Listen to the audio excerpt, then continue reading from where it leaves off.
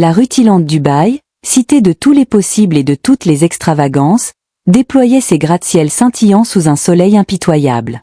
C'est là que Aya, jeune femme africaine d'une trentaine d'années, forte, brillante, émue par une ambition dévorante, avait posé ses valises. Elle n'était pas venue pour le tourisme, mais pour tracer son propre chemin, loin des sentiers battus. Un soir, dans le cadre feutré d'un club exclusif perché au sommet d'une tour, son regard croisa celui de Z. L'air était épais de musiques envoûtantes et de murmures discrets, mais leur connexion fut une déflagration silencieuse. Z, la trentaine élégante, dégageait une aura de puissance et de mystère. Il était manifestement richissime. Les attentions pleuvaient, les cadeaux somptueux s'amoncelaient, et les portes des lieux les plus inaccessibles de Dubaï s'ouvraient devant eux. Aya, d'ordinaire si pragmatique, se laissa emporter par ce tourbillon de luxe et de passion. Ses amis, Fatima et Leila, restés au pays, recevaient des appels extatiques, des photos de dîner sur des yachts, de virées en Ferrari. Leur relation devint un conte de fées moderne, une idylle baignée dans la démesure de Dubaï. Z était charmant, attentif, et Aya se sentait enfin vivre une histoire à la hauteur de ses rêves. Mais, comme toute perfection, la leur recelait des failles imperceptibles au début. Des anecdotes étranges commencèrent à s'accumuler. Un jour, Z lui avait offert un bijou d'une valeur inestimable, lui expliquant avec une tendresse infinie l'histoire de la pierre. Le lendemain, il semblait avoir totalement oublié cette conversation. « Tu es fatigué, chérie », balayait-il d'un revers de main, un sourire désarmant aux lèvres. Ces disparitions inexpliquées devenaient monnaie courante. Un week-end, il partait pour affaires à Abu Dhabi, sans un mot, pour réapparaître comme si de rien n'était. Aya se confiait à ses amis par téléphone. « Il est bizarre, parfois, Fatima. C'est comme si ce n'était pas le même homme. Une fois, il a détesté un plat qu'il adorait la veille, et il portait une cicatrice discrète au front que je n'avais jamais vue. Fatima, pragmatique, riait. « L'amour te rend folle, ma belle. Les riches ont leurs secrets. Tu as trouvé ton prince, ne le lâche pas. » Leila, plus romantique, soupirait. « C'est la passion. Aya, l'intensité. Tu es trop analytique. » Pourtant, le sentiment de déjà-vu persistait. Une conversation sur un livre qu'elle adorait se répétait presque mot pour mot quelques jours plus tard, mais avec une intonation légèrement différente de Z. Elle mettait ça sur le compte du décalage horaire, du jet lag, ou de la folie du nouveau monde dans lequel elle évoluait. Elle se souvenait d'une discussion houleuse où il s'était emporté pour une broutille, un accès de colère qu'elle n'avait plus jamais revu. Au contraire, il était devenu d'une patience angélique. Ce sont ces micro-variations, ces incohérences de caractère, qui commençaient à semer le doute, un grain de sable dans la mécanique parfaitement huilée de leur idylle. Z n'était jamais joignable sur son téléphone personnel, il utilisait des numéros différents pour la contacter, sous prétexte de sécurité et de discrétion. À Dubaï, ma chérie, on ne montre pas tout. Elle avait acquiescé, aveuglée par le faste et l'affection. La suspicion rongeait désormais Aya. Les excuses de Z pour ses absences devenaient de plus en plus vagues, parfois contradictoires. Un jour, il lui avait dit qu'il était en réunion à Londres, le lendemain, il évoquait une urgence à Riyad. Sa mémoire des détails de leur relation semblait parfois défaillante. Une fois, lors d'un voyage en Oman, il l'avait emmenée dans un restaurant traditionnel, lui racontant une histoire sur le lieu, avec des détails précis. 2 semaines plus tard, alors qu'ils étaient censés y retourner. Il ne se souvenait plus de l'endroit exact. « Tu sais, je suis un homme d'affaires, beaucoup de choses en tête », s'était-il justifié. Aya décida de mener sa propre petite enquête. Elle se souvint d'un numéro de téléphone qu'elle avait vu sur un de ses téléphones jetables, un numéro qu'il avait oublié d'effacer. Elle appela discrètement. Une voix lointaine, masculine, lui répondit. Elle raccrocha aussitôt, le cœur battant. Ce n'était pas la voix de Z. Son instinct lui hurlait qu'il y avait quelque chose de profondément faux. Un après-midi, alors qu'elle l'attendait dans un café chic de la Marina, elle le vit passer en voiture, accompagné d'une autre femme. La voiture s'arrêta devant un immeuble de luxe, mais ce n'était pas celui de Z. Elle le suivit discrètement, mais le perdit de vue dans le lobby. Plus tard dans la soirée, le vrai Z, celui qu'elle pensait être le vrai, réapparut comme si de rien n'était, sans mentionner l'incident. « J'ai eu une journée chargée », dit-il simplement, lui tendant un bouquet de roses. Aya regarda les roses, le doute grandissant dans ses tripes. Le point de non-retour fut atteint lorsqu'elle décida de se rendre sans prévenir à l'une des adresses qu'il lui avait données comme étant son pied-à-terre secondaire. La porte était entr'ouverte.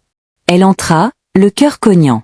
L'appartement était somptueux, mais des détails clochaient. Un tableau abstrait qu'elle détestait et que Z prétendait haïr, un parfum masculin qui n'était pas le sien, des livres sur l'astrologie alors qu'il se moquait de ce genre de choses.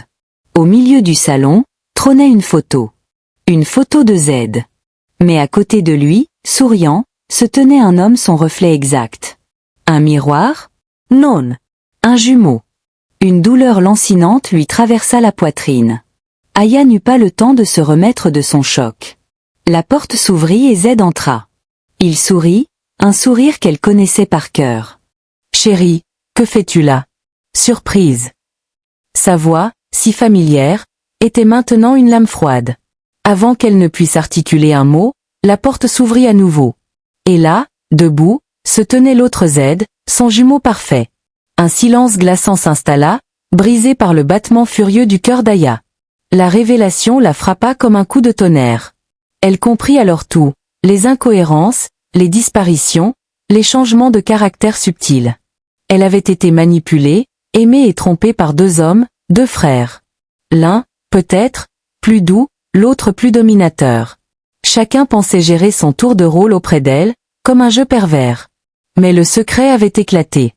L'un des jumeaux, celui qui l'aimait peut-être le plus sincèrement, ou qui était le plus jaloux de son temps passé avec l'autre, avait dû faire une erreur fatale, brisant le rythme de leur macabre danse.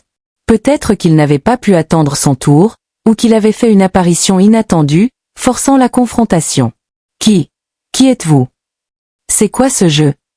Vous êtes deux. Le cri d'Aya résonna dans le somptueux appartement, ses larmes brouillant sa vue.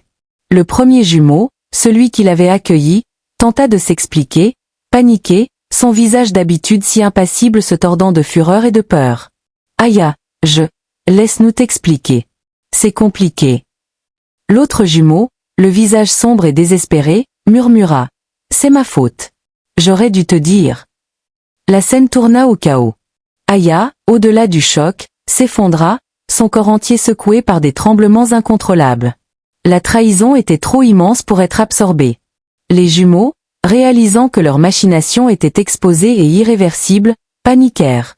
Ils s'éclipsèrent rapidement, utilisant une sortie de service, disparaissant dans la nature sans laisser la moindre trace tangible de leur présence ou de leur véritable identité. L'enquête qui suivit fut un véritable casse-tête. La police de Dubaï, habituée aux affaires de luxe et de dissimulation, se retrouva face à un mystère sans précédent. Il fut révélé que les jumeaux étaient d'origine qatari, des milliardaires dont la richesse, immense, était aussi insaisissable que les mirages du désert.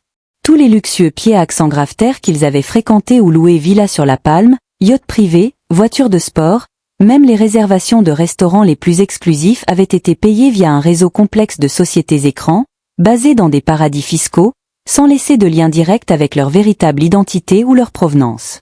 Il s'agissait d'un jeu de pouvoir, d'une manipulation psychologique d'une envergure colossale, orchestrée par deux esprits brillants et sans scrupules, habitués à obtenir tout ce qu'ils désiraient. Ils s'étaient amusés à vivre une double vie, une forme de défi pervers entre eux, utilisant Aya comme leur échiquier. Aya, dévastée et profondément traumatisée, quitta Dubaï. Les mois qui suivirent furent une période de reconstruction lente et douloureuse. Elle dut faire face à l'humiliation publique, aux rumeurs, aux questions de ses amis qui, malgré leur soutien, ne pouvaient cacher leur stupeur. « Comment n'as-tu rien vu, Aya ?»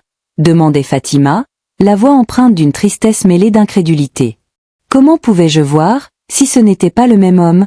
répondait Aya, sa voix vide. Elle revint auprès des siens, loin du faste trompeur et des secrets de Dubaï.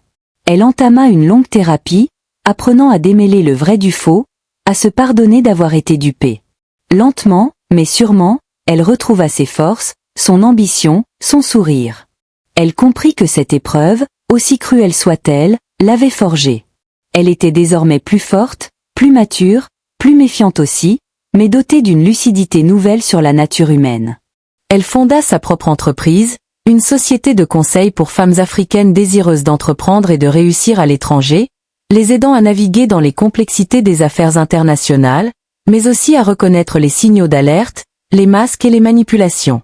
Le mystère des jumeaux qataris, eux, resta entier. Ils n'ont jamais été retrouvés, leurs traces effacées comme du sable dans le vent. Leur histoire est devenue une légende urbaine à Dubaï, un avertissement murmuré sur les dangers du luxe aveuglant et des apparences trompeuses. Mais pour Aya, ce n'était plus une histoire de victimisation, mais de survie et de triomphe. Elle n'avait pas seulement survécu à un cauchemar, elle l'avait transformé en une source de force inépuisable. Elle avait perdu l'amour et la confiance en autrui, mais elle avait retrouvé sa vérité, et avec elle, une liberté qu'aucune fortune, aussi immense soit-elle, ne pouvait acheter.